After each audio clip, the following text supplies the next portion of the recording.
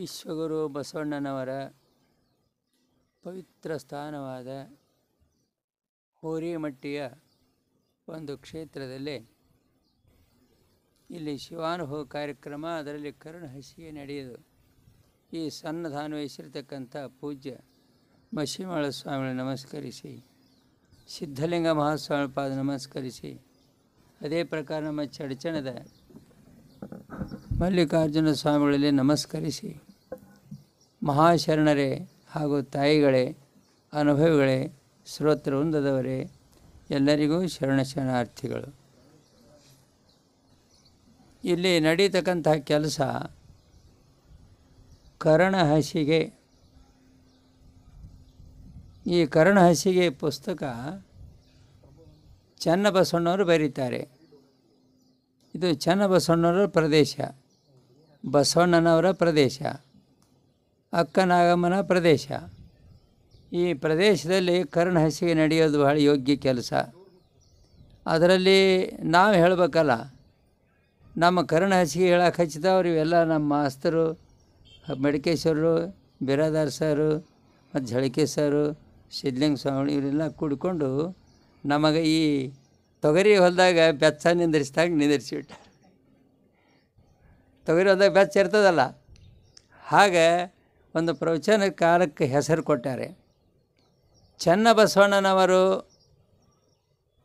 ಚಿನ್ಮಯ ಜ್ಞಾನಿಗಳು, ಷಟಸ್ಥಲ ಚಕ್ರವರ್ತಿಗಳು.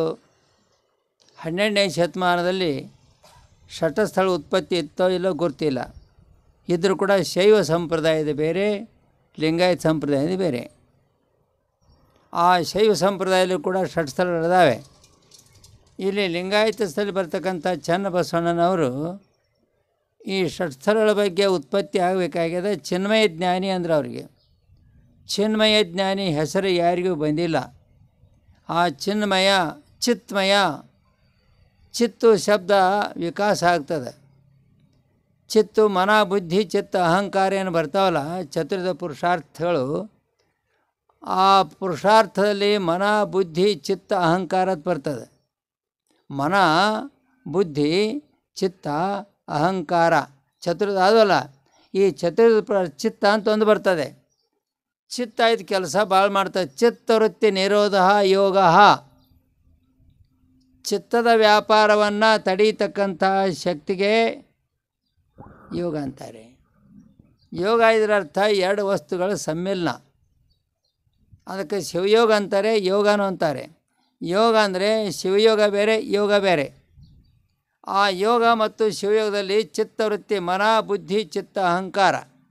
ಮನಸ್ಸು, ಬುದ್ಧಿ, ಚಿತ್ತ, ಅಹಂಕಾರ ಏನು ಬರ್ತಾವಲ್ಲ, ಇವುಗಳಲ್ಲಿ ಒಟ್ಟು ಪವಿತ್ರ ಆಗಬೇಕಲ್ಲ. ಹೆಂಗೆ ಪವಿತ್ರ ಆಗ್ತಾವೆ? ಇವುಗಳಿಗೆ ಸಂಸ್ಕಾರ ಕೊಡಬೇಕಲ್ಲ. ಮನಸ್ಸಿಗೆ ಸಂಸ್ಕಾರ ಕೊಡಬೇಕಲ್ಲ, ಬುದ್ಧಿಗೆ ಸಂಸ್ಕಾರ ಕೊಡಬೇಕಲ್ಲ, ಆ ಚಿತ್ತಕ್ಕೆ ಸಂಸ್ಕಾರ ಕೊಡಬೇಕಲ್ಲ, ಆಮೇಲೆ ಅಹಂಕಾರಕ್ಕೆ ಸಂಸ್ಕಾರ ಕೊಡಬೇಕು. ಅದು ದೊಡ್ಡದು. ಅಹಂಕಾರವೇ ದೊಡ್ಡದು ಜಗತ್ತಿನಲ್ಲಿ. ಈ ಬಂಧನಕ್ಕೆ ಕಾರಣ ಅದೇ ಅಹಂಕಾರ. ಬಂಧನದ ಕಾರಣಕ್ಕೆ ಅದೇ ಆಧಾರ. ಯಾಕಂದರೆ ನಾನು ಅನ್ನೋ ಶಬ್ದ ಬರಬೇಕಲ್ಲ. ನಾನು ಅಂದರೆ ಅಹಂ ಬ್ರಹ್ಮಾಸ್ಮಿ. ನಾನು ಅಂದರೆ ಅಹಂ ಬ್ರಹ್ಮಾಸ್ಮಿ. ನಾನು ಅನ್ನೋದು ನಾಶ ಮಾಡಬೇಕಾಯ್ತಂದ್ರೆ ಮುಂದೆ ಶಿವಾನು ಚಾಲು ಆಗ್ತದೆ. ನಾನು ಅನ್ನೋದು ನಾಶ ಆಗಬೇಕು. ಇಲ್ಲೇನಂತಾರೆ, ಇದು ಎಲ್ಲ ಜಗತ್ತಿನ ಆಧಾರಕ್ಕೆ ಚನ್ನಬಸವಣ್ಣನವರು ಕರುಣಹಸಿಗೆ ಅಂತಂದರೆ, ಕರುಣಹಸಿಗೆ ಅಂದರೆ ಇಂದ್ರಿಯಗಳ ಪರಿವರ್ತನೆ, ಇಂದ್ರಿಯಗಳ ಶುದ್ಧತೆ, ಇಂದ್ರಿಯಗಳಿಗೆ ಪ್ರಣವ ಸಂಬಂಧ, ಇಂದ್ರಿಯಗಳು ಶಿವಸ್ವರೂಪ ಆಗಬೇಕು. ಆ ಇಂದ್ರಿಯಗಳು ಮನುಷ್ಯನಿಗೆ ಅಷ್ಟೇ ಇಲ್ಲ. ಇಂದ್ರಿಯಗಳು ಮನುಷ್ಯನ ಗಿಡಗಳಿಗೂ ಅದಾವ ಅಂತ ಹೇಳ್ತಾರೆ. ಗಿಡಗಳಿಗೂ ಸಹಿತ ಇಂದ್ರಿಯಗಳಿದ್ದಾವೆ. ಆ ಗಿಡಗಳಿಗೆ ಕಣ್ಣದಾವೇನ್ರಿ? ಗಿಡಗಳಿಗೆ ಕಾಲದಾವೇನು? ನಡೆಯಕ್ಕೆ ಬರ್ತದೇನು? ಮತ್ತು ಅವುಗಳಿಗೆ ಇಂದ್ರಿಯಗಳು ಎಲ್ಲಿದ್ದಾವ? ಎಷ್ಟು ಸೂಕ್ಷ್ಮ ಐತಿ ವಿಚಾರ ಇದು. ಯಾವುದೇ ಜಗತ್ತಿನಲ್ಲಿ 1,96,000 ಪ್ರಾಣಿಗಳೇನು ಹುಟ್ಟುತ್ತಾವಲ್ಲ, 84 ಲಕ್ಷ ಪ್ರಾಣಿಗಳಿಗೂ ಕೂಡ ಇಂದ್ರಿಯಗಳಿದ್ದಾವೆ. ನಿಮಗೊಂದು ಮಾತು ಹೇಳ್ತೇನೆ.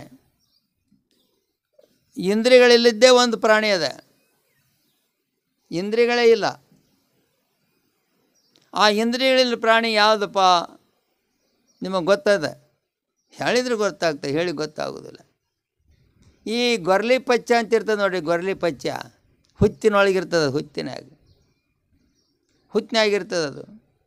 ಆ ಹುತ್ತಿನಾಗಿದ್ದ ಪ್ರಾಣಿ ಅದಕ್ಕೆ ಕಾಲಿಲ್ಲ, ಕೈಯಿಲ್ಲ, ಮೂಗಿಲ್ಲ, ಬಾಯಿಲ್ಲ. ನೋಡ್ಬೇಕಾದ್ರೆ ನೀವು ತೆಗೆದು ಅದು ಹಸಿ ಇರ್ತದೆ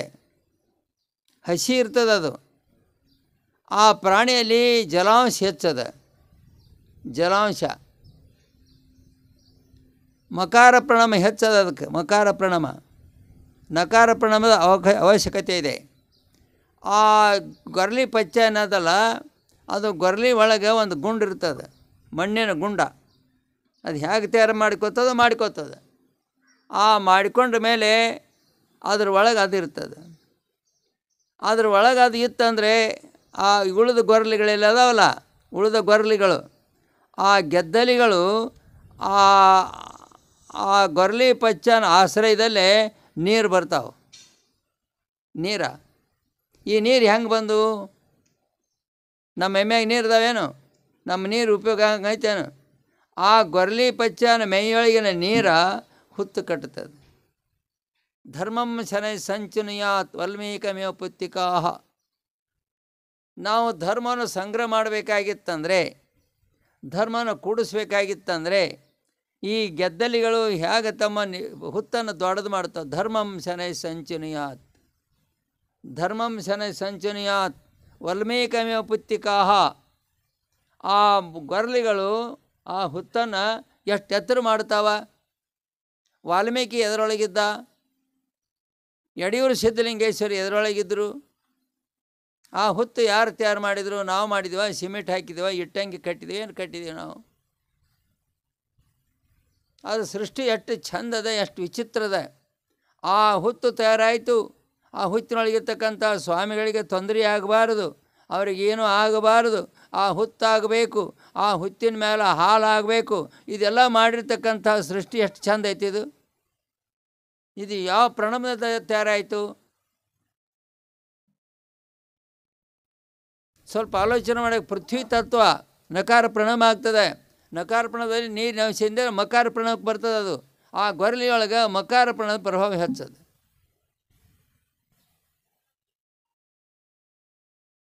ಆ ಗೊರಲಿ ಒಳಗೆ ಮಕಾರ ಪ್ರಣಾಮದ ಹೆಚ್ಚಿರೋದ್ರಿಂದ ನೀರಿನ ಅಂಶ ಇದೆ.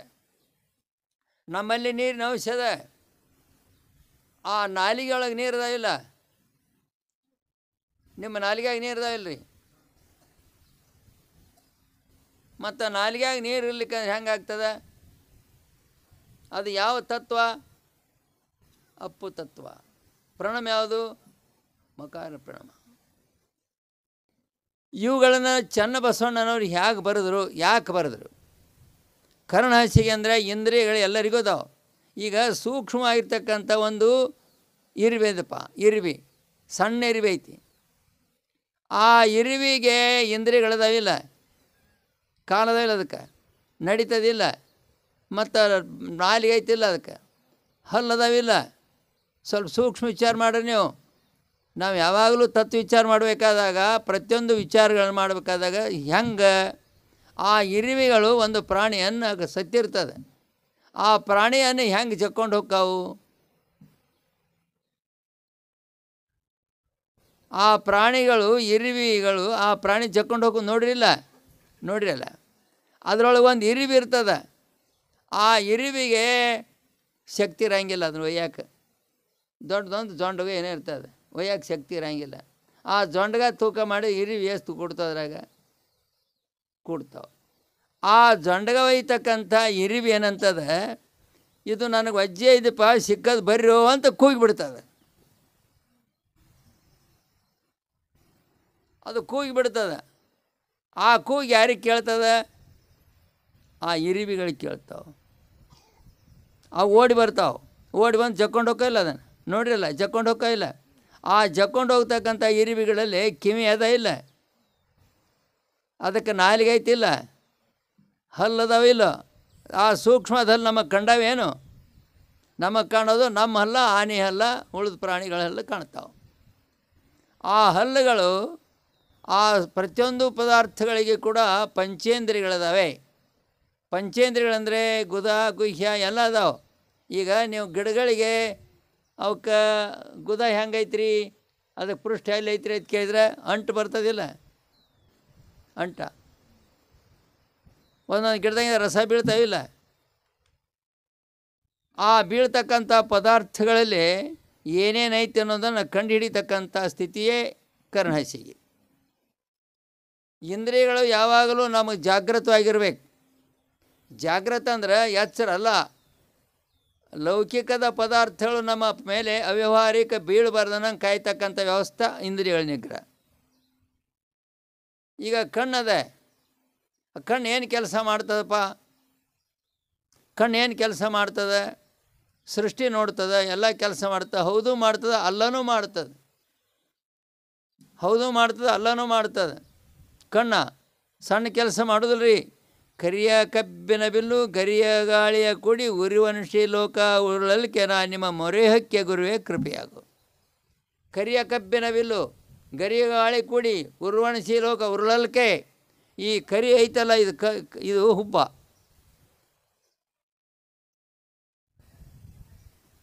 ಈ ಹುಬ್ಬ ಏನು ಕೆಲಸ ಮಾಡ್ತದೆ? ಒಂದು ಮಾತು ಹೇಳ್ತೇನೆ ನಿಮಗೆ. ಮಾಯಾ ಅನ್ನೋದು ಭಾಳ ವಿಚಿತ್ರದ. ಮಾಯಾ ಅನ್ನೋದು ನಾರದೇನಂದ, ಏಯ್ ಹುಚ್ಚಮಂಗ ನಡಿ ಆ ಕಡೆ ಅಂದ ಮಾಯಿಗೆ. ಏಯ್ ನಡಿ ಈ ಕಡೆ, ನಿನಗೇನು ಬುದ್ಧಿ ಐತೇನಂದ. ಅದು ಸುಮ್ಮ ಕೂತದು ಮಾಯಿ. ಆ ನಾರದ ಅಡವಿಯಾಗ ಹೊಂಟಾಗ ದೊಡ್ಡದೊಂದು ಇದಾಗಿ ಹೊಂಟ, ಹೆಣ್ಮಗಳಾಗಿ. ಹೆಣ್ಮಗಳಾಗಿ ಹೊಂಟಿ ತಂಬೂರಿ ತಗೊಂಡು ಹೊಂಟಿದ್ದೀವ. ಇದ್ರಿಗೆ ಬಂದ. ಇನ್ನು ನೋಡಿದ ಕೂಡಲೇ ನೀ ಯಾರು ಓದ್ ಕೇಳ್ದ, ನಾನು ತೊಗೊಂಡು ಏನು ಮಾಡ್ತೆ ಅಂತ ಕೇಳಿದ ಆಕೆ. ಅದು ಕಥೆ ತೊಳ್ದ ಅಂದ್ರೆ ನಾನು ಮದುವೆ ಆಕಿ ಅನ್ನೋದು ಕೇಳಿದ. ಆಕಿನಂದ್ಲ ಆಕಿ. ಆಕಿನಂದ ಕೂಡಲೇ ಹೆಂಗೆ ಆಕಿ ನನ್ನ ಹೊತ್ಕೊಂಡು ಅಡ್ಡಾಡಿ ಸುತ್ತ ಹಾಕಿ ಗಿಡ ಅಂದ್ರೆ ಆಕಿನ ತಿಳಿದ ಆಕಿ. ನನ್ನ ಹೊತ್ಕೊಂಡು ಅಡ್ಡಾಡು, ನಾನು ಹೊತ್ಕೊಂಡು ಅಡ್ಡಾಡಿದೆ ಅಂದರೆ ನಾನು ಸುತ್ತ ಹಾಕ್ತೀನಿ ಅಂತ ಆಕಿನೇನಂದ ಆಕಿ. ಅದು ಹೊತ್ಕೊಂಡ ನಾರದ ಕರಿಯ ಕಬ್ಬಿನ ಬಿಲ್ಲು ಗರಿಯ ಗಾಳಿಯ ಕೂಡಿ ಉರಿವನ್ಶಿ ಲೋಕ ಉರುಳಲಿಕ್ಕೆ ನಾ ನಿಮ್ಮ ಮೊರೆಹೊಕ್ಕೆ ಗುರುವೇ ಕೃಪೆಯಾಗ. ಅಡ್ಡಾಡಿದಂಗೆ ಅದು ವಜ್ಜಾಗೈತಿ. ವಜ್ಜಿ ವಜ್ಜಿ ವಜ್ಜಿ ವಜ್ಜಿ ಹೆಜ್ಜೆ ಇಡಕ್ಕೆ ಬರಲಿಲ್ಲ ಅವರು. ಇದು ಎದರಿಂದ ಆಯ್ತು ಅಂದರೆ ಒಂದು ಕಣ್ಣಿನಿಂದ ಆಯ್ತು. ಕಣ್ಣಿನಿಂದ ಇದು ಈ ಕರ್ಣ ಹಸಿಗೆ ಯಾರ್ದೂ ಅಲ್ಲ, ಮುಸಲ್ಮಾನರದಲ್ಲ, ಲಿಂಗಾಯತರದಲ್ಲ, ವಿದ್ಯಾದಲ್ಲ, ಅವ್ರದ್ದಲ್ಲ, ಇವ್ರದ್ದಲ್ಲ, ವೇದಾಂತಿಗಳದಲ್ಲ, ಸಿದ್ಧಾಂತಿಗಳದೇ ತತ್ವ ಸಿದ್ಧಾಂತ. ಇಂದ್ರಿಯಗಳೆಲ್ಲರಿಗೂ ಬೇಕಾ? ಇಂದ್ರಿಯಗಳಿಗೆ ಸಂಬಂಧಪಟ್ಟ ವಸ್ತುಗಳು ಬೇಕಾ? ಇಲ್ಲೇನಂತಾರೆ, ಚನ್ನಬಸವಣ್ಣನವರು ಕರ್ಣ ಹಸಿಗೆ ತಯಾರು ಮಾಡಿದ್ದಾರೆ. ಅವರು ಬಸವಣ್ಣನವರಿಂದ ಶಿಷ್ಯರು, ಬಸವಣ್ಣನವರ ಗುರುಪುತ್ರರು, ಬಸವಣ್ಣವರ ಹಸ್ತಿಕರು.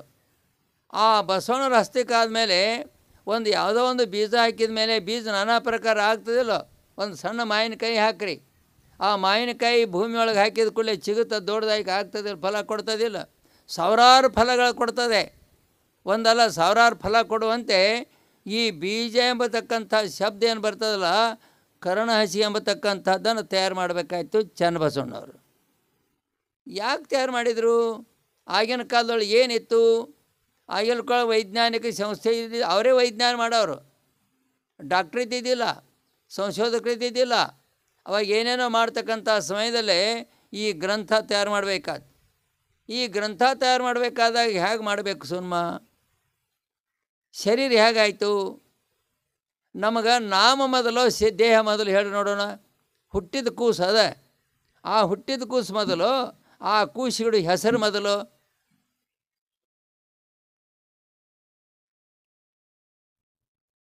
ಹುಟ್ಟಿದ ಕೂಸು ಐತಿ, ಕೂಸ ಸ್ಥೂಲ ಅದ, ನಾಮ ಸೂಕ್ಷ್ಮದ. ಆ ಹುಟ್ಟಿದ ಕೂಸ ಸ್ಥೂಲ ಐತಿ. ಈ ನಾಮ ಮೊದಲು, ಹುಟ್ಟಿದ ಕೂಸು ಮೊದಲು.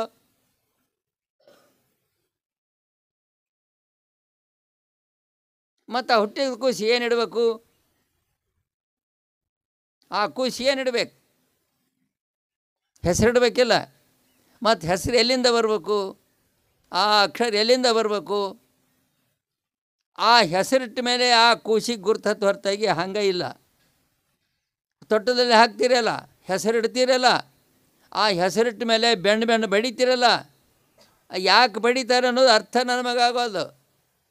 ಯಾಕೆ ಬಡಿತಾರಂದರೆ, ಏ ತಂಗಿ ಸಲ ಹೊಡುತ್ತಿ ಸಲ ಹುಟ್ತಿ, ಇನ್ನೇಮೆ ಹುಟ್ಟಬೇಡ, ಹೊಡೆದು ಸ್ವಡಿಸ್ಗಳು ಪಾಳೆ ಬರ್ತಂತ ಹೇಳ್ತಾರೆ.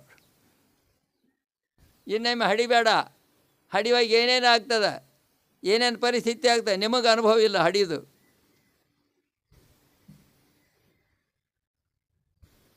ಹಡಿಯೋ ಅನುಭವ ಆ ಕಡೆ ಇದೆ. ಆ ಹಡಿತಕ್ಕಂಥ ಕೆಲಸದೊಳಗೆ ಎಷ್ಟು ಸಲ ನೀ ಹುಟ್ಟಿ? ಜನ್ಮ 84 ಲಕ್ಷವ್ವ, ಜನ್ಮ ಜನ್ಮಕ್ಕೊಂದು ಬಸರವ್ವ, ಜನ್ಮದಾಗ ನಿನ್ನ ಜನ್ಮ ಹೆಚ್ಚವ್ವ, ಜನ್ಮಕ ನಾಚಿಕೆ ಬೇಕವ್ವ, ಶರೀರದ ಗೊಡವಿಯು ಯಾಕವ್ವ, ಊರಿಗೆ ಹೋಗುನು ನಡೆಯವ್ವ. ಹೌದಾ? ಈ ಹೆಸರು ಕೂಸು ಮೊದಲು ಅಥವಾ ಹೆಸರು ಮೊದಲು? ಆ ಕೂಸು ಹೆಸರು ತೊಗೊಂಡ ಹೊಂಟದ. ಎಷ್ಟು ಸೂಕ್ಷ್ಮ ಐತೆ ನೋಡ್ರಿ. ಆ ಕೂಸು ಹೆಸರು ತೊಗೊಂಡ ಹೊಂಟದ. ಆ ಕೂಸು ಹುಟ್ಟಿದ ಕೂಡಲೇ ಹೆಸರು ಬೇಕಲ್ಲ. ಅವಂದರ ಇಡ್ರಿ, ಅಪ್ಪಂದರ ಇಡ್ರಿ, ಮುತ್ತಂದ ಇಡ್ರಿ, ದೇವ್ರದ್ದು ಇಡ್ರಿ. ಆ ಹೆಸರಿನಲ್ಲಿ ಅಕ್ಷರದಾವಿಲ್ಲ.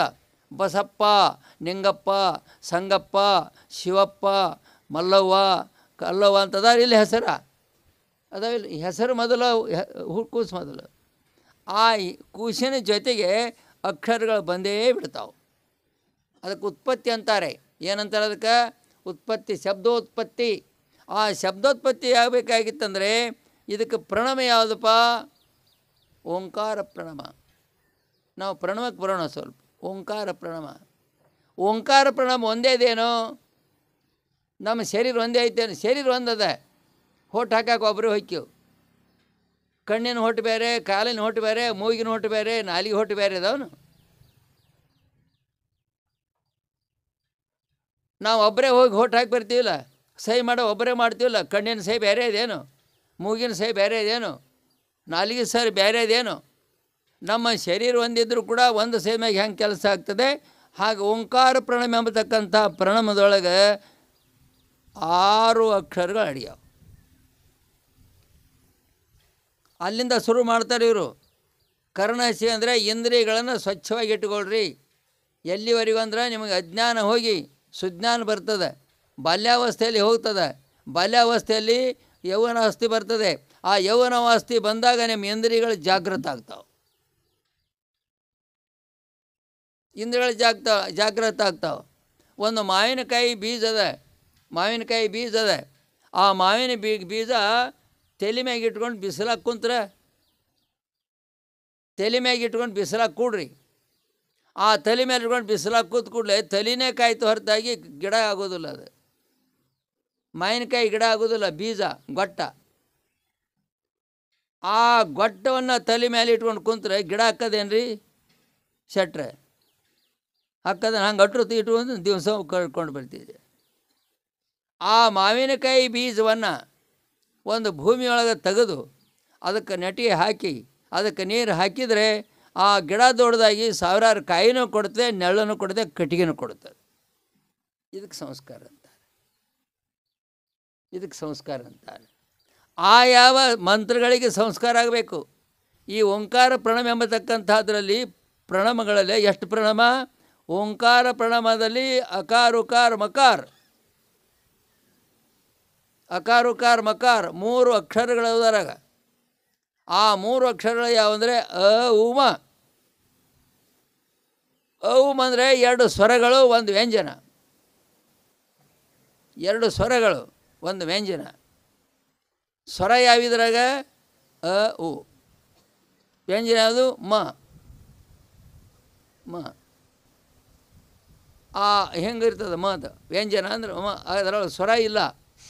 ವ್ಯಂಜನದೊಳಗೆ ಸ್ವರ ಇಲ್ಲ. ಸ್ವರ ಇಲ್ಲದೆ ಇರತಕ್ಕಂಥ ವಸ್ತುಗಳಿಗೆ ವ್ಯಂಜನ ಅಂತಾರೆ. ಕ ಕ ಘ ಗಂಗ ಚ ಚ ಚ ಚ ಯ ಟ ಟ ಟ ಇವೆಲ್ಲ ಅಲ್ಲ ವ್ಯಂಜನಗಳು. ಇದಕ್ಕೆ ಅನುನಾಸಿಕ ಅಂತ ಬರ್ತದೆ. ಅನುನಾಸಿಕ ಅಂದರೆ ಂಗ ಯ ಣ ನ ಮ. ಆ ಕಡೆಯ ಅಕ್ಷರ ವರ್ಗೀಯ ವ್ಯಂಜನದ ಕಡೆಯ ಅಕ್ಷರ ಯಾವಾಗಲೂ ಮೂಗಿನಾಗ ಹುಟ್ಟುತ್ತಾವೆ. ಮೂಗಿನಾಗ ಹೆಂಗೆ ಹುಟ್ಟುತ್ತಾವಪ್ಪ ಅವು? ಮೂಗಿನಾಗ ಹೆಂಗೆ ಹುಟ್ಟುತ್ತವೆ? ಆ ಅನುನಾಸಿಕಗಳಲ್ಲಿ ಆ ವ್ಯಂಜನದಲ್ಲಿರ್ತಕ್ಕಂಥ ಯಾವ ಶಬ್ದದಲ್ಲಿ ಅನುನಾಸಿಕ ಅಂತಾನೆ ಮೂಗಿನ ಹುಟ್ಟತಕ್ಕಂಥ ಶಬ್ದಕ್ಕೆ ಜೀರೋ ಅಂತಾರೆ. ಜೀರೋ ಕ ಐತಿ, ಕದೊಳಗೆ ವ್ಯಂಜನದ, ಅದರೊಳಗೆ ಸ್ವರ ಕೂಡಿಸ್ರಿ, ಹೌದಾ? ಅದಕ್ಕೆ ಮುಂದೆ ಒಂದು ಸ್ವಲ್ಪ ಪೂಜೆ ಕೊಡ್ರಿ, ಕಮ್ಮಿ ಆಯ್ತಿಲ್ಲ. ಸಂಗಪ್ಪ ಅಂತ ಐತಿ, ಸಂಗಪ್ಪ ಸ ತಗೊಳ್ರಿ, ಸ ವ್ಯಂಜನದ, ಮುಂದೆ ಪೂಜೆ ಐತಿಲ್ಲ, ಮುಂದೆ ಗ ಐತಿಲ್ಲ. ಆ ಪೂಜೆ ಅಂದರೆ ಗಾಯಣ ನಾಮ ಅನುನಾಸಿಕಗಳು ಇವು ಕೂಡಿದಾಗಲೇ ಶಬ್ದ ಆಗ್ತದೆ. ಇವಕ್ಕೆ ಶಕ್ತಿ ಅಂದರು, ಅದಕ್ಕೆ ಪ್ರಕೃತಿ ಅಂದರು. ಪೂಜೆಗೆ ಪ್ರಕೃತಿ ಅಂತಾರೆ, ಪೂಜೆಗೆ ಪ್ರಕೃತಿ ಪುರುಷ ಅಂತಾರೆ. ಪೂಜೆಗೆ ಪುರುಷ ಅಂತಾರೆ, ಶಬ್ದಕ್ಕೆ ಶಕ್ತಿ ಅಂತಾರೆ. ಪ್ರಕೃತಿ ಮತ್ತು ಪುರುಷ. ಓಂ ಎಂಬತಕ್ಕಂಥ ಶಬ್ದದಲ್ಲಿ ಅಕಾರ ಉಕಾರ ಮಕಾರ ಎಂಬತಕ್ಕಂಥ ಪ್ರಣವಾಕ್ಷರಗಳನ್ನು ನಾವು ಸ್ವಲ್ಪ ಅರ್ಥ ಮಾಡ್ಕೋಬೇಕು. ಹೆಂಗೆ ಅರ್ಥ ಮಾಡ್ಕೋಬೇಕಂದ್ರೆ, ಓಂದಲ್ಲಿ ಅ ಉ ಮ ಐತಿ, ಅ ಉ ಮ, ಅದ ಮುಂದೆ ಹೂ ಬಂದರೆ ಓ ಆಗ್ತದೆ. ವ್ಯಾಕರಣ ಸಂಪ್ರದಾಯ ಅದ ಮುಂದೆ ಹೂ ಬಂದರೆ ಓ ಆಗ್ತದೆ, ಹೌದಾ? ಆ ಅದ ಮುಂದೆ ಹೂ ಬಂದರೆ ಓ ಆಗ್ತಂದರೆ ಅ ಹೂ ಕೂಡಿ ಓ ಆಯಿತು. ಆ ಓದಲ್ಲಿ ಶಕ್ತಿ ಇಲ್ಲ, ಓದಲ್ಲಿ ಶಕ್ತಿ ಇಲ್ಲ. ಓ ನಮಃ ಶಿವ ಆಯ್ತೀರಿ ನೀವು? ಓ ಬಸವಲಿಂಗ ಆಯ್ತೀರೇನು? ಓ ಬಸವಲಿಂಗ ಆಯ್ತೀರೇನು ಅಂತ ಅದಕ್ಕೇನು ಅಂತೀರಿ? ಇದು ಹೆಂಗಂದರೆ, ಈ ಹೆಣ್ಮಕ್ಳು ಹೆಸರು ಹೇಳಾಗ ಅದನ್ನು ಪವಿತ್ರವಾಗಿ ಹೆಂಗೆ ಹೇಳ್ತಾರೆ, ಹಂಗೆ ಓ ಅನ್ನೋ ಶಬ್ದಕ್ಕೆ ಮುಂದೆ ಬಿಂದು ಕೂಡಿಸ್ಬೇಕು, ಓಂ ಆಗ್ತದೆ. ನಾವು ಈ ಪ್ರಣಮದ ವಿಚಾರ ಹೇಳ್ತೇನೆ, ನಾಳೆಗೆ ಬರ್ತೇನೆ ಪ್ರಣಮದ ವಿಚಾರದ ಮುಂದೆ ಹೇಳಿಕೊಂಡು. ಈ ಪ್ರಣಮದಲ್ಲಿ ಅ ಉ ಮ ಶಬ್ದ ಕೂಡಿದ ಮೇಲೆ ಇದಕ್ಕೆ ಅಕಾರ ಉಕಾರ ಮಕಾರ ಎಂಬತಕ್ಕಂಥ 3 ಬೀಜಾಕ್ಷರಗಳು. ಅಕಾರವೇ ನಾದ, ಉಕಾರವೇ ಬಿಂದು, ಮಕಾರವೇ ಕಲ. ನಾದ ಬಿಂದು ಕಲೆ. ನಾದ ಬಿಂದು ಕಲೆ ಎಷ್ಟು ಸೂಕ್ಷ್ಮ ಐತಿ ಇದು. ನಾದ ಬಿಂದು ಕಲೆ. ನಾದ ಅಂದರೆ ಕೇಳಿಸ್ತದೆ, ಕಾಣೋದಿಲ್ಲ. ಈಗ ಸಂಗೀತಗಾರ ಹಾಡ್ತಾನೆ, ಎಷ್ಟು ಸೂಕ್ಷ್ಮ ಕಂಡು ಹಿಡಿದಾರೆ ಚನ್ನಬಸವಣ್ಣವರು. ಸಂಗೀತಗಾರ ಹಾಡ್ತಾನೆ, ಹಾಡೋದಕ್ಕೆ ನಾದದ ಅದಕ್ಕೆ ಕಲೆ ಇಲ್ಲ. ರಾಗ ಯಾವ ಬಣ್ಣದ್ದದ ರೀ? ಸಾರಂಗ್ ಯಾವ ಬಣ್ಣದ್ದದ? ಯಮನ ಯಾವ ರಾಗದ್ದದ? ಭಾಗ್ಯಶ್ರೀ ಯಾವ ಬಣ್ಣದ್ದದ? ಅದು ಅವನ ಬಣ್ಣ. ಆ ಬಣ್ಣ ಇರದೇ ಇರ್ತಕ್ಕಂಥ ವಸ್ತುವನ್ನು ಅದಕ್ಕೆ ನಾದ ಅಂದರು. ಏನಂದ್ರೆ ಅದಕ್ಕೆ ನಾದ. ಆ ನಾದ ಅಂದರೆ ಯಾವುದು? ಅಕಾರ ಉಕಾರ ಮಕಾರ. ಇವು ಶಬ್ದಗಳು ನಮ್ಮಲ್ಲಿಲ್ಲ. ನಮ್ಮಲ್ಲಿ ಇಲ್ಲ ಅಂತೀರ ಅದಾವ. ನಮ್ಮ ಪಿಂಡವನ್ನು ಉತ್ಪತ್ತಿ ಮಾಡ್ತಕ್ಕಂಥ ಶಬ್ದಗಳು ಅಕಾರ ಉಕಾರ ಮಕಾರ. ಎಷ್ಟು ವಿಚಾರ ಮಾಡಿದ್ದಾರೆ ಚನ್ನಬಸವಣ್ಣನವರು. ಅಷ್ಟು ವಿಚಾರ ಮಾಡೋಕ್ಕೆ ನಮಗೆ ಬರೋದಿಲ್ಲ. ಬರೆದಿಟ್ಟದನ್ನು ಹೇಳೋದು, ಬರೆದಿಟ್ಟದನ್ನು ಹೇಳೋದು. ಆ ಅಕಾರ ಉಕಾರ ನಾದ ಬಿಂದು ಕಲೆ. ನಾದ ಬಿಂದು ಕಲೆ. ಸ್ವಲ್ಪ ನಿಮಗೆ ಹೇಳ್ತೀನಿ ನಾನು ಸ್ವಲ್ಪ.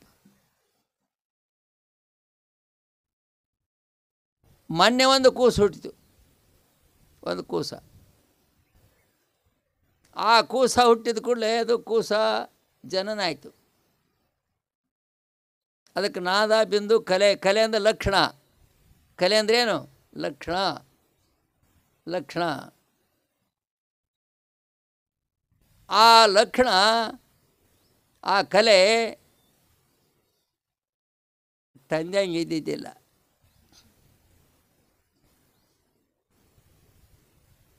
ತಂದೆ ಕಲೆನೇ ಬೇರೆ ಇತ್ತು, ಅದರ ಕಲೆನೇ ಬೇರೆ ಇತ್ತು. ನಿಮಗೆ ಸೂಕ್ಷ್ಮ ಹೇಳ್ತೀನಿ, ಯಾರ ಮುಂದೆ ಹೇಳೋಕೆ ಹೋಗಬೇಡ್ರಿ.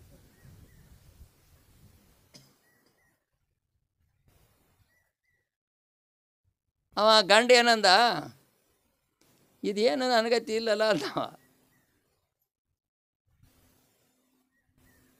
ನನಗತಿ ಇಲ್ಲಲ್ಲ ಅಂದ. ಇಲ್ರಿ, ನನಗೆ ಮಕ್ಕಳಾಗಲಿಲ್ಲ, ನಾನು ಇಂಜೆಕ್ಷನ್ ಮಾಡಿಸಿಕೊಂಡು ಹಡ್ದೀನಿ ಅಂದ್ಲಾಕಿ.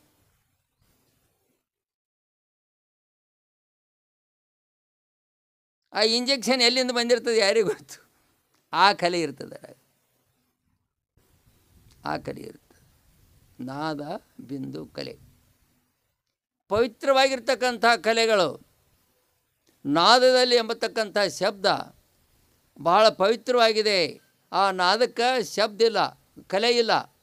ಆ ಬಿಂದುವಿಗೆ ಕಲೆ ಇದೆ. ನಾ ಹೇಳಿ ತಿಳಿತಲ್ಲ, ಬಿಂದುವಿಗೆ ಕಲೆ ಇದೆ.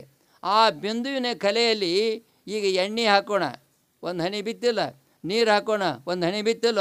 ಹೆಪ್ಪು ಹಾಕೋಣ, ಒಂದು ಹನಿ ಬಿತ್ತಿಲ್ಲ. ಆ ಹೆಪ್ಪು ಹಾಕಿದಾಗ ಆ ಹೆಪ್ಪಿನ ಕಲೆ ಹೇಗದ? ಹೆಪ್ಪಿನ ಕಲೆ ಹೇಗದ? ಮೊಸರದ ಬೆಳಗದ, ಬೆಳಗೈತಿ. ಆ ಕಲೆ ಹೋಗಿ ಮುಂದೆ ಮೊಸರಾಯ್ತಿಲ್ಲ. ಆ ಮೊಸರು ಆಗಬೇಕಾಗಿತ್ತಂದ್ರೆ ನಾದ, ಬಿಂದು, ಕಲೆ ಇವುಗಳು ಕೂಡ್ಕೊಂಡು ಹೋಗ್ತೀವಿ ನಾವೀಗ. ಅವುಗಳು ಬಿಟ್ಟು ಹೋಗೋದು ಕೂಡಿ ಹೋಗ್ತೀವಿ. ಇಲ್ಲಿ ಆಗ್ತಕ್ಕಂಥ ಸಮಯದಲ್ಲಿ ಅಕಾರ, ಉಕಾರ, ಮಕಾರ. ಅಕಾರವೇ ರುದ್ರ, ಉಕಾರವೇ ಈಶ್ವರ, ಮಕಾರವೇ ಸದಾಶಿವ. ರುದ್ರ, ಈಶ್ವರ, ಸದಾಶಿವ. ಮತ್ತೆ 3 ಮಂದಿ ಬಂದರೆ ಅಲ್ಲಿಗೆ. ಆ 3 ಮಂದಿ ಬರಬೇಕಾದ್ರೆ ಚನ್ನಬಸವಣ್ಣನವ್ರು ಏನಂತಾರೆ, ಈ ಕರುಣಹಸಿಗೆ ಅಂದರೆ ಶರೀರಕ್ಕೆ ಸಂಬಂಧಪಟ್ಟಿರ್ತಕ್ಕಂಥ ಇಂದ್ರಿಯಗಳಿಂದಾವಲ್ಲ, ನೀವು ಮೊದಲು ಒಂದು ಜೋಪಾನ ಮಾಡಿರಿ. ಇವುಗಳಿಗೆ ಸಂಸ್ಕಾರ ಕೊಡ್ರಿ, ಇವರಿಗೆ ಸಂಸ್ಕಾರ ಕೊಡ್ರಿ. ಇವಳಿಗೆ ಸಂಸ್ಕಾರ ಕೊಟ್ಟ ಮೇಲೆ ನೀವು ಪೂರ್ಣ ಮನುಷ್ಯರಾಗ್ತಿರ್ಲಿಕ್ಕೆ ಆಗೋದಿಲ್ಲ. ಮಾತಿನಿಂದ ಮಾಡ್ತಕ್ಕಂಥ ಕೆಲಸ ಅಲ್ಲಿ ಇವು. ಮಾತಿನಿಂದ ಹೇಳೋ ಕೆಲಸ ಅಲ್ಲ. ಮಾತು ಹೇಳ್ತೀರಾ, ಎಷ್ಟೊತ್ತಕ್ಕೆ ಹೇಳ್ತೀರಿ ನೀವು? ಎಷ್ಟೊತ್ತಕ್ಕೆ ಹೇಳ್ತೀರಿ? ಅವುಗಳಿಗೆ ಸಂಸ್ಕಾರ ಕೊಡಬೇಕಾಗಿತ್ತಂದರೆ ಈ ಓಂಕಾರಕ್ಕೂ ಸಂಸ್ಕಾರದ, ಅಕಾರಕ್ಕೂ ಸಂಸ್ಕಾರದ, ಉಕಾರಕ್ಕೂ ಸಂಸ್ಕಾರದ. ಆ ಮಂತ್ರಗಳಿಗೆ ಸಂಸ್ಕಾರ ಕೊಡೋ ಯಾವ ಗುರು. ಗುರು ಆ ಗುರು ಎಂಬತಕ್ಕಂಥವನ ಮುಖಾಂತರ ಬರಬೇಕು. ನೀವು ಯಾವುದೇ ಬರಲಿ, ಆ ಗುರು ಅನ್ನೋ ಶಬ್ದ ಅದು. ಗುರು ಇದರ ಅರ್ಥ ಏನು? ವ್ಯಾಕರಣದಲ್ಲಿ ಗುರು ಮತ್ತು ಲಘು ಅಂತ 2 ಶಬ್ದ ಬರ್ತಾವೆ. ವ್ಯಾಕರಣದಲ್ಲಿ ಗುರು ಮತ್ತು ಲಘು ಅಂತ ಬರ್ತಾವೆ. ಗುರು ಅಂದರೆ ದೊಡ್ಡ ಶಬ್ದ, ಲಘು ಅಂದರೆ ಸಣ್ಣ ಶಬ್ದ. ಆ ಗುರು ಲಘು ಎಂಬತಕ್ಕಂಥವು ಬಂದ ಮೇಲೆ ಆ ಗುರುವಿನಲ್ಲಿ ಬರ್ತಕ್ಕಂಥ ವಿಚಾರ ಏನಂತಂದರೆ ಅಕಾರವೇ ರುದ್ರ, ಉಕಾರವೇ ಈಶ್ವರ, ಮಕಾರವೇ ನೋಡ್ರಿ, ಅಕಾರ, ಉಕಾರ, ಮಕಾರವೇ ಆಧಾರನಾದ ಬಿಂದು ಕಳೆಗಳು. ಈಶ್ವರ, ಆಮೇಲೆ ರುದ್ರ, ಈಶ್ವರ, ಆಮೇಲೆ ಸದಾಶಿವ. 3 ಭಾಗ ಆಗ್ತದೆ. ಆ ರುದ್ರದಲ್ಲೇ 3 ಭಾಗ ಆಯ್ತು. ರುದ್ರ, ಈಶ್ವರ, ಸದಾಶಿವ. ಇವುಗಳನ್ನು ಸ್ವಲ್ಪ ಮಾಡ್ಕೋತ ಬರಬೇಕು ಸರಿಯಾಗಿ. ಈಗ ನಾವು ಊರಿಂದ ಬಂದೆವು. ಆ ಊರಿಂದ ಬರ್ಬೇಕಾತಂದ್ರೆ ನಾವು ಭೂಮಿ ಮೇಲೆ ಬಂದೆವು. ಭೂಮಿ ಮ್ಯಾಗ ಬಂದಾಗ ನಾವು ಮೋಟ್ರ್ ಮೇಲೆ ಬಂದೆವು. ಮೋಟ್ರದೊಳಗೆ ನಾವು ಕೂತೀವು. ಅದು ಮೋಟ್ರ್ ನಡ್ಕೋತ ಬಂದದ. ಆ ನಡ್ಕೋತ ಒಂದು ವ್ಯವಸ್ಥೆ ಮಾಡಿದಾಗ ನಾವು ಬಂದು ಹತ್ತೀವಿ ಇಲ್ಲಿ. ಆಗ ನಮ್ಮಲ್ಲಿ ರುದ್ರ, ಈಶ್ವರ, ಸದಾಶಿವ ಅಂತ 3 ಜನ ವಸ್ತು ತತ್ವಗಳದಾವೆ. ರುದ್ರ ತತ್ವ ಅಂತ ಒಂದು ತತ್ವ ಇದೆ. ರುದ್ರ ತತ್ವ ಸ್ವಲ್ಪ ತಾಮಸ್ದಾಗ ಕೂಡ್ತದೆ. ಈಶ್ವರ ಅಂದರೆ ಕಡಿಮೆ ಆಗ್ತದೆ. ಸದಾಶಿವ ಅಂದರೆ ಯಾವಾಗಲೂ ಕಮ್ಮಿ ಆಗ್ತದೆ. ರುದ್ರಾವತಾರ ಅಂತಾರಲ್ಲ, ಈಗ ಪುರೋಂತರದಾರ. ಆ ಪುರೋಂತರು ಮೇಯಾಗ ಹುರ್ಬರ್ಬೇಕಾರೆ ಹೆಂಗೆ ಬರ್ತದೆ? ಹಾ ರುದ್ರ, ಹಾ ಕಡೆ ಅಂದಾಗ ಚುಚ್ಕೋತಾರೆ ಮೈ ತುಂಬ. ಆ ರುದ್ರ ಅನ್ಲಿಕ್ಕೆ ಚುಚ್ಚೋದಿಲ್ಲ ಅದು. ಕೇಳಿಲ್ಲ, ಪುರೋಂತದ ನೋಡಿ ಕೂತಾನ ಮೈ ತುಂಬ ತೂತು ಕೇಳಿಕೊಂಡು. ಆ ರುದ್ರ, ಆ ಶಬ್ದಗಳಲ್ಲಿ ಭಾಳ ಮಹತ್ವ ಅದ. ಆ ಶಬ್ದಗಳಲ್ಲಿ ಭಾಳ ಶಕ್ತಿ ಅದ. ಈಶ್ವರ, ರುದ್ರ, ಸದಾಶಿವ. ಈಗ ಶಬ್ದಗಳಲ್ಲಿ ಎಷ್ಟು ಮಹತ್ವ ಐತಿ. ಶಬ್ದಗಳಂದರೆ ಸೂಕ್ಷ್ಮ ಆದರೆ ಮಂತ್ರ, ಅದೇ ಸ್ವಲ್ಪ ಹೊರಟಾಯ್ತಂದರೆ ಶಿಟ್ಟ. ಇಲ್ಲಿ ಏನಾಗ್ತಂದರೆ ಈ ಕರುಣಹಸಿಗೆ ಅಂದರೆ ಚನ್ನಬಸವಣ್ಣನವರು ಪ್ರಣವಳ ಉತ್ಪತ್ತಿ ಜೊತೆಗೆ ಕರುಣ ಇಂದ್ರಿಯ ಮಾಡ್ಯಾರ. ನಿಮ್ಮ ಇಂದ್ರಿಯಗಳು ಪ್ರಣವ ಸ್ವರೂಪಗಳಾಗಬೇಕು. ಎಷ್ಟು ಸೂಕ್ಷ್ಮದಾವು. ಈ ರೂಪ, ರುಚಿ, ತೃಪ್ತಿ ಶಬ್ದ ಅಂತ ಬರ್ತಾವಲ್ಲ, ರೂಪ, ರುಚಿ, ತೃಪ್ತಿ ಇವುಗಳ ಉತ್ಪತ್ತಿ ಹೇಳ್ಯಾರ ಅವರು. ಈಗ ಸಮುದ್ರದಾಗ ಏನದ ರೀ? ಉಪ್ಪದ. ಆ ನೀರು ಎಲ್ಲಿಂದ ಹೋತು? ಇಲ್ಲೆಲ್ಲ ನೀರು ಹರಿದು ಹೋದು ಇಲ್ಲ. ಆ ಹರಿದು ಹೋಗ್ತಕ್ಕಂಥ ನೀರಿನಾಗ ಅದು ಕ್ರಿಯೆಯಿಂದ ಅದರಲ್ಲಿರ್ತ ಗುಣಗಳೆಲ್ಲ ಭೂಮಿಯಾಗ ಕೂಡಿ ಹೋಗಿಬಿಡ್ತಾವೆ. ಅದರಲ್ಲಿ ಉಳಿದ್ಯಾವುದು? ಉಪ್ಪ. ಉಳಿದ್ಯಾವುದು? ಉಪ್ಪ. ಆ ಸಮುದ್ರದಲ್ಲಿ ಸಿಹಿ ಸಿಗ್ತದೇನು? ಸಮುದ್ರದಲ್ಲಿ ಹಾಲು ಸಿಗ್ತವೇನು? ಸಮುದ್ರ ತುಪ್ಪ ಸಿಗ್ತವೇನು? ಸಮುದ್ರದಲ್ಲಿ ಉಪ್ಪು ಒಂದೇ ಸಿಗ್ತದೆ. ಆ ಉಪ್ಪ ಸಿಗಬೇಕಾತಂದ್ರೆ ಈ ಜಗತ್ತಿನ ಭೂಮಿಯೆಲ್ಲ ತೊಳೆದು, ಈ ಎಲ್ಲ ನೆಲ ಇರ್ತಕ್ಕಂಥ ತೊಳೆದು ನೋಡ್ರಿ. ನಿಮಗೊಂದು ಮಾತು ಹೇಳ್ತೇನೆ. ಈ ಗಟಾರ ನೀರ್ದಾವೆ, ಹೌದಾ? ಇವೆಲ್ಲ ಅದಾವಲ್ಲ, ಹರಿದು ಹೋಗ್ಬೇಕಾಯ್ತಂದ್ರೆ ಅಲ್ಲಿ ಸಂಶೋಧನೆ ಮಾಡಿ ಮಾಡಿ ಮಾಡಿ ಮಾಡಿ ಭೂಮಿ ಸಂಶೋಧನೆ ಮಾಡ್ಕೊತ ಹೋಗಿ ಆ ಉಪ್ಪಿನ ಅಂಶ ಒಂದೇ ಉಳಿತದೆ. ಆ ಉಪ್ಪು ನಮ್ಗೆ ಉಪಯೋಗ ಆಗ್ಯೋದಿಲ್ಲ, ಉಪ್ಪು ಉಪಯೋಗ ಆಗಿದಿಲ್ಲ. ಹಾಗೆ ಇಲ್ಲಿ ರುದ್ರ, ಈಶ್ವರ, ಸದಾಶಿವ ಇವರು 3 ಮಂದಿ ದೇವ್ರ ಬಗ್ಗೆ ವಿಚಾರ ಮಾಡ್ಯಾನ ಚನ್ನಬಸವಣ್ಣವ್ರು ಮಾಡ್ತಾರೆ. ರುದ್ರ, ಈಶ್ವರ, ಸದಾಶಿವ. ಅಕಾರ ಉಕಾರ ಮಕಾರ, ಅಕಾರ ಪ್ರಣಾಮದಲ್ಲೇ ಉಕಾರ ಪ್ರಣಾಮದಲ್ಲಿ ಮಕಾರ ಪ್ರಣಾಮದಲ್ಲಿ ಓಂಕಾರ ಉತ್ಪತ್ತಿ ಆಗ್ತದೆ. ಓಂಕಾರ ಉತ್ಪತ್ತಿ ಹೇಳ್ತಾನೆ. ಈ ಜಗತ್ತಿನ ಕಾರಣಕ್ಕೆ ಯಾವುದಂದರೆ ಓಂಕಾರ. ಈಗ ಸಾಕಲ್ಯ ಪ್ರಣಾಮ ಅಂತಾರೆ. ಅದಕ್ಕೆ ಓಂಕಾರಕ್ಕೆ ಸಾಕಲ್ಯ ಪ್ರಣಾಮ. ಸಾಕಲ್ಯ ಪ್ರಣಾಮ ಅಂದರೆ ಏನು? ಎಲ್ಲ ವಸ್ತುಗಳಲ್ಲಿ ಕೂಡಿ ಹೋಗೋದು. ಸಾಕಲ್ಯ ಪ್ರಣಾಮ ಅಂದರೆ ಎಲ್ಲ ವಸ್ತುಗಳಲ್ಲಿ ಕೂಡಿ ಹೋಗೋದು. ಈಗ ನಿಮ್ಮಲ್ಲಿ ಡಾಕ್ಟ್ರ್ ಹತ್ರ ಗುಳಿಗೆ ಅದಾವೆ, ಗುಳಿಗೆ. ಆ ಗುಳಿಗೆ ಸತ್ತವೋ ಅದಾವೋ? ಗುಳಿಗೆ ಸತ್ತವ ಜೀವಂತದವೋ? ಜೀವಂತದಿದ್ದೀರ ಅವಕ್ಕೆ ಪ್ಯಾಕ್ ಮಾಡ್ಯಾರ. ಅವು ನಮ್ಮ ಕೂಡ ಮಾತಾಡ್ತವೇನು? ಇಲ್ಲ. ಆ ಗುಳಿಗೆಗಳು ಹೆಂಗೆ ಒಂದು ಪ್ಯಾಕಿನಾಗ ಅದಾವ, ಆ ಗುಳಿಗೆ ಒಳಗೆ ಹೋದ್ಮೇಲೆ ಏನು ಕೆಲಸ ಮಾಡ್ತಾವೆ? ಒಳಗೆ ಹೋದ್ಮೇಲೆ ಏನು ಕೆಲಸ ಮಾಡ್ತಾವಿಲ್ಲ. ನಿನ್ನೆ ನಾವು ಅಥಣಿಗೆ ಹೋಗಿದ್ದೆವು. ಅಥಣಿಗೆ ಹೋಗಿ ಬರುವಾಗ ನಮ್ಮ ನಾಲಿಗೆ ನೋವಾಯಿತು. ನಾಲಿಗೆ ನೋವಾಗ ಡಾಕ್ಟ್ರ್ ಬಂದರು. ಎದ್ರು ನಮ್ಮ ಡಾಕ್ಟ್ರ್ ಎಂಬಲ್ಲ. ಅಥಣಿಯಾಗ ಒಂದು ಮಲಮ್ ತಂದು ಕೊಟ್ಟರು, 2 ಗುಳಿಗೆ ತಂದು ಕೊಟ್ಟರು. ಆ ಗುಳಿಗೆ ತಂದು ಕೊಟ್ಟ ಕೂಡಲೇ ನಾ ಅಂದೆ, ಇವು ಗುಳಿಗೆ ಜೀವ ಇಲ್ಲ ಏನಿಲ್ಲ, ಸುಮ್ಮನೆ ನುಂಗಂತಾರೆ ಡಾಕ್ಟ್ರು. ಇವಕ್ಕೆ ಜೀವ ಇಲ್ಲ ಏನಿಲ್ಲ, ಸುಮ್ಮನೆ ನುಂಗತ್ತಾರ. ಏನು ಸುಮ್ಮನೆ ಹೇಳ್ತಾರಪ್ಪ, ನುಂಗಿದ್ರೆ ಅಂತ ನುಂಗಿದ್ದೀವಿ. ಕಮ್ಮಾಗಿಬಿಡ್ತು ನಾರಿಗೆ. ಆ ಕೆಲಸ ಏನು ಮಾಡ್ತಿದ್ದು? ಗುಳಿಗೆ ಸತ್ತದೇನು? ಶ್ರೀಗಂಧದ ಕಟ್ಟಿಗೆ ತಗೋರಿ. ಆ ಶ್ರೀಗಂಧ ಕಟ್ಟಿಗೆ ತೊಗೊಂಡು ತೇಯ್ರಿ. ಕಟ್ಟಿಗೆ ನಾವು ಮೂಗಿನಾಗಿಟ್ಟೊಳಗೆ ಬರ್ತಾನೋ ಕಟ್ಟಿಗೆ? ಆ ಕಟ್ಟಿಗೆನ ತೇಯ್ದ್ರೆ ಗಂಧ ಬರ್ತದಿಲ್ಲ. ಆ ಗಂಧ ಎದುರಾಗಿಂದ ಬತ್ತು, ಆ ಕಟ್ಟಿಗೆಯಿಂದ ಬತ್ತಿಲ್ಲ. ಹಾಗೆ ಗುಳಿಗೆ ಸತ್ತಿಲ್ಲ ಅದಾವ. ಯಾವ ಪ್ರಾಣಿಯೂ ಜಗತ್ತಿನಾಗ ಸತ್ತಿಲ್ಲ. ಆ ಪ್ರಾಣಿ ಸತ್ತಿಲ್ಲ. ಆ ಗುಳಿಗೆಗಳು ಸತ್ತಾವ ಪ್ಯಾಕ್ನಾಗ ಅದಾವ, ಬಂದೋಬಸ್ತದಾಗ. ಅವನ್ನ ನುಂಗಿದ ಕೂಡಲೇ ಕೆಲಸ ಮಾಡ್ತಾವೆ. ಲೀಲಿಯಾದಡಿ ಉಮಾಪತಿ, ಲೀಲೆ ತಿಳಿದೆ ಸ್ವಯಂಭೂ. ಆ ಗುಳಿಗೆಗಳು ನಮಗೆ ಹೋಗಿ ಕೆಲಸ ಮಾಡಿದ್ರೆ ಹೆಂಗೆ, ಆ ಪ್ರಕಾರವಾಗಿ ಈಶ್ವರ, ರುದ್ರ, ಸದಾ ಕೆಲಸ ಮಾಡಕತ್ಯಾರ ಒಳಗೆ. ನಮಗೆ ಕಾಣೋದಿಲ್ಲ ಕಣ್ಣಿಗೆ. ನೀವು ನಿಮ್ಮ ಕಣ್ಣು ಅದಾವ, ನಿಮ್ಮ ಕಣ್ಣು ಪಿಳ್ಕಿಸ್ತಿರಿಲ್ಲ. ಕಣ್ಣು ಪಿಳ್ಕಿಸ್ತಿರಿಲ್ವ ನೀವು? ನಿಮಗೆ ಪಿಳ್ಸೋದು ಗೊತ್ತಾಕದ ನಿಮಗೆ? ಹಾಕದ ಹೆಂಗೆ? ಸಲ ಪಿಳ್ಕಿಸ್ತೀರಿ? ಗುರ್ತಾಕದೇನು? ನಮ್ಮ ಕಣ್ಣು ಪಿಳ್ಕಿಸ್ತದೆ, ನಮಗೆ ಗೊತ್ತಾಗೋದಿಲ್ಲ. ಪಿಳ್ಕಿಸ್ತದೆ, ಆದರೆ ಸಲ ಪಿಳ್ಕಿಸ್ತೀವಿ ಗೊತ್ತಾಗೋದಿಲ್ಲ. ನಮ್ಮ ಮೂಗದ, ಆ ಮೂಗಿನಾಗ ಉಸುಲದ. ಉಸುಲು ಕಾಣ್ತಾನೆ ರೀ ಶಂಕರಣ್ಣವ್ರೆ? ಉಸುಲು ಕಾಣ್ತಾನು, ಚೆನ್ನ ಕೆಲಸ ಮಾಡ್ತಿಲ್ಲ. ಆ ಉಸುಲ ಕೆಲಸ ಮಾಡುವಾಗ ಲೌಕಿಕದ ವ್ಯವಹಾರಗಳೆಲ್ಲ ಮೂಗಿನಾಗ ಒಯ್ತದೆ. ಗಂಧ, ರೂಪ, ರುಚಿ, ತೃಪ್ತಿ ಒಯ್ತದೆ. ಇದನ್ನು ಆ ಗಂಧವನ್ನು ತೊಗೊಂಡು ಹೋಗ್ತದಲ್ಲ, ಆ ಗಾಳಿ ಒಯ್ತಿಲ್ಲ. ನಾವು ಮಲಗಿದ್ರು ಸಹಿತ ನೀವು ಮಲ್ಕೊಳ್ರಿ, ನಿದ್ದೆ ಐತಿ ಮಲ್ಕೊಳ್ರಿ. ಮಕ್ಕಳು ಇಂದ್ರಿಯಗಳು ಯಾವುವು? ನಿದ್ದೆ ಮಾಡೋ ಇಂದ್ರಿಯ ಯಾವುವು? ಮಕ್ಕಳು ಇಂದ್ರಿಯ ಯಾವುವು? ನಿದ್ರೆ ಮಾಡೋ ಇಂದ್ರಿಯ ಯಾವುವು? ಎಲ್ಲ ಮಲಗಿರ್ತಾವೆ. ಕಣ್ಣ, ಮೂಗ, ಕಿವಿ, ಗುದ, ಗುಹ್ಯ ಎಲ್ಲ ಮಲಗಿರ್ತಾವೆ. ಮತ್ತು ಎಚ್ಚರ ಯಾವ್ದಿರ್ತದೆ? ಮೂಗು ಮಕ್ಕೊತ್ತಂದ್ರೆ ಸ್ವಲ್ಪ ಮಲಗಿಸಿ ನೋಡಿರಿ ಮೂಗಿಗೆ.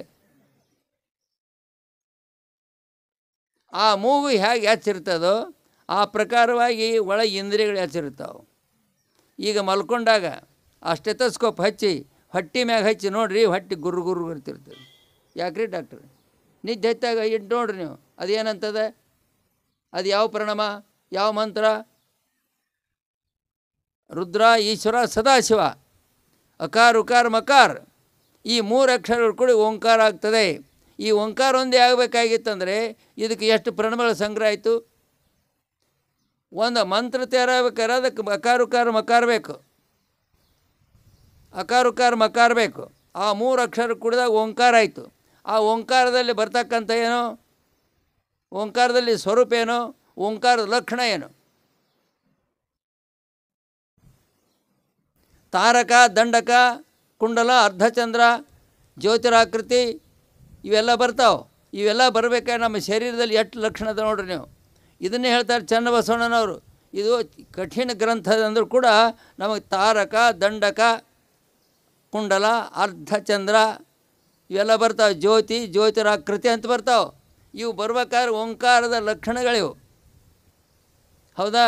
ಮುಪ್ಪಿನ ಲಕ್ಷಣ ಹೆಂಗೆ, ಹುಡುಗರ ಲಕ್ಷಣ ಹೆಂಗೆ ರೀ? ಈಗ ಇಲ್ಲಿ ಒಂದು ಹುಡುಗಿ ಕೂತದ, ಒಂದು ಹುಡುಗ ಕೂತದ, ಅವ್ರ ಲಕ್ಷಣ ಹಂಗದ. ಅದ್ರಾಗ ಓಡಾಡೋ ಹುಡುಗರ ಲಕ್ಷಣ ಹಂಗದ. ಅದ್ರಾಗ ಲಗ್ನ ಆಗ ಲಕ್ಷಣ ಹಂಗದ. ಅದ್ರಾಗ ಮುದುಕರಾದಾಗ ಲಕ್ಷಣ ಹಂಗದ. ಮುದುಕರಾದಾಗ ಹೆಂಗಿರ್ತದೆ? ನಾವು ಮುದುಕರಾದ ಕೂಡಲೇ ನಾವು ಬಣ್ಣ ಹಚ್ಕೊಂಡು ಕೂದಲ ಕರ್ರ ಮಾಡ್ಕೊತೀವಿ.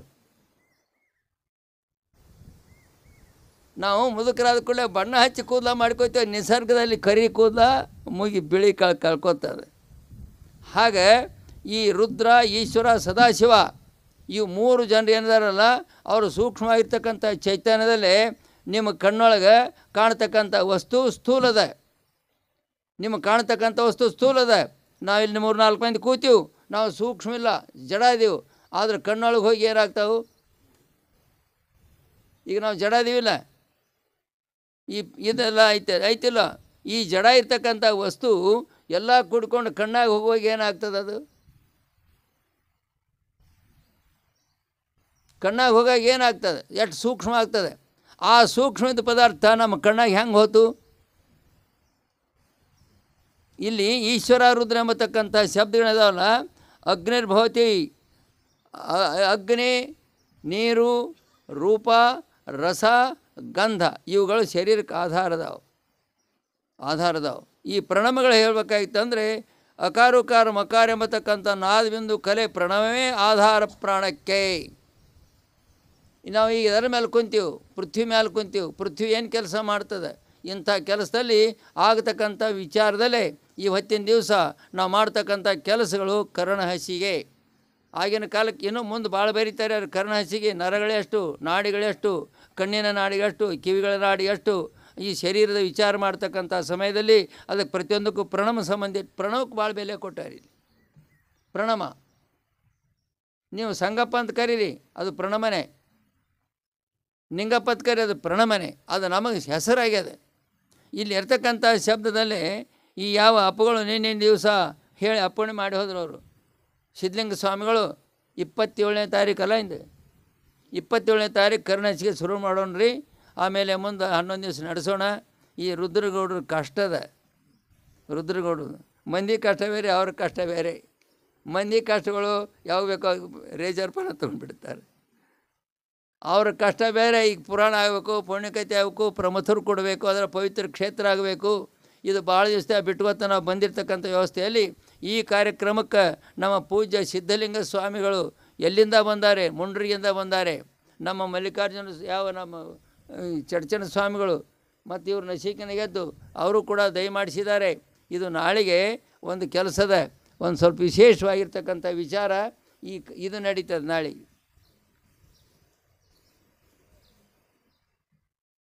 ಕರ್ಣಹಸಿಗೆ ಅರ್ಥಾತ್ ದೇಹಾತ್ಮದ ವಿಚಾರ ಒಂದು ಸ್ವಲ್ಪ ಭಾಳ ಜನ ಬಂದಿರಿಂದ ಹೊತ್ತೊಂಡೊಳಗಾಗಿ ಎಲ್ಲರಿಗೂ ಅನಂತ ಪ್ರಣಾಮಗಳು ಸಲ್ಲಿಸ್ತಾ ಇದ್ದೇನೆ ನಾನು.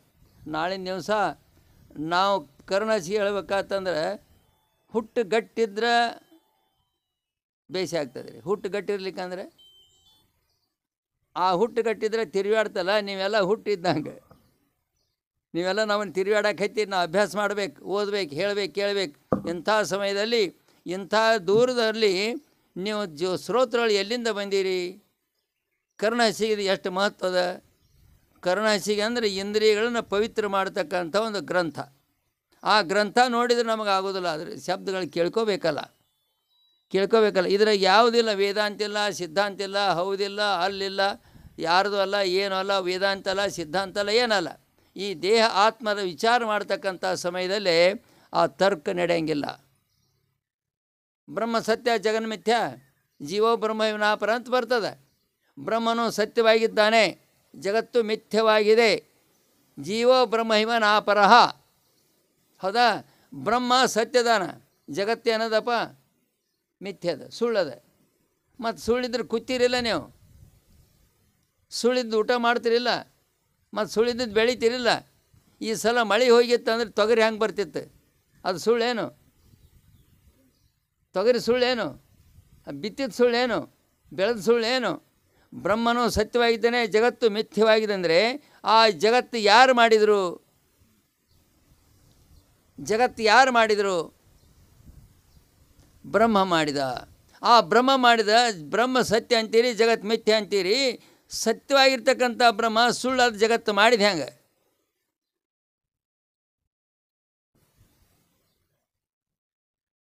ಸತ್ಯವಾದ ಬ್ರಹ್ಮ ಮಿಥ್ಯವಾದ ಜಗತ್ತು ಮಾಡಿದ ಹೆಂಗವ? ದೊಡ್ಡವ್ರು ತುಡುಗು ಮಾಡ್ತಾರೇನು? ದೊಡ್ಡವ್ರು ತುಡುಗು ಮಾಡ್ತಾರ? ತುಡುಗು ಮಾಡೋದಿಲ್ಲ. ಹಾಗೆ ಸತ್ಯವಾಗಿರ್ತಕ್ಕಂಥ ಜಗತ್ತನ್ನು, ಈ ಮಿಥ್ಯವಾಗಿರ್ತಕ್ಕಂಥ ಜಗತ್ತನ್ನು ಸತ್ಯವಾದ ಬ್ರಹ್ಮ ಮಾಡಿದ ಹೆಂಗೆ?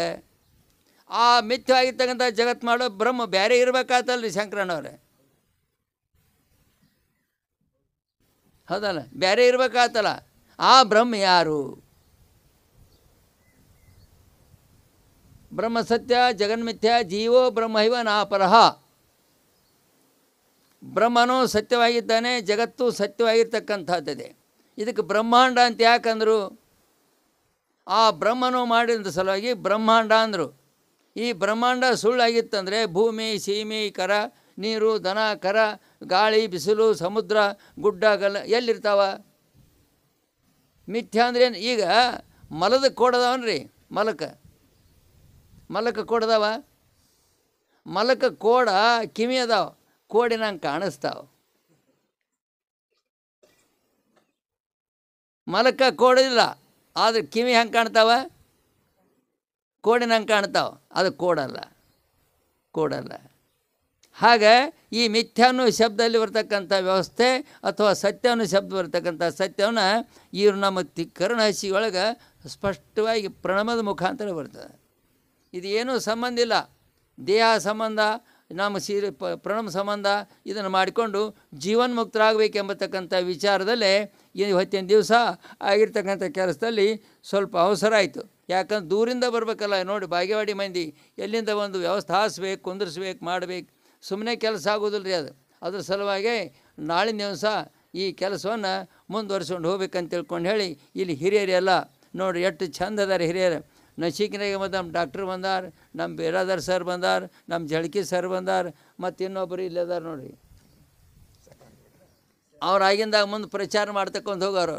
ಈಗ ರೈಲ್ವೆ ಹೋಗ್ತಿನಾಗ ಕೂಗು ಹೊಡ್ಕೊತ ಹೋಗೋರ ಹಂಗೆ ಅವರು ಮಾಡ್ಕೊತ ಬಂದಾರೆ. ನಿಮ್ಮೆಲ್ಲ ಶ್ರೋತೃ ಜನಗಳಿಗೆ ಎಲ್ಲರಿಗೂ ಶರಣ ಅಂತ ಹೇಳಿ ಇಂದಿನ ಕಾರ್ಯಕ್ರಮ ಮುಕ್ತಾಯ ಮಾಡಿ ನಾಳೆಗೆ ಪ್ರಾರಂಭ ಮಾಡೋಣ.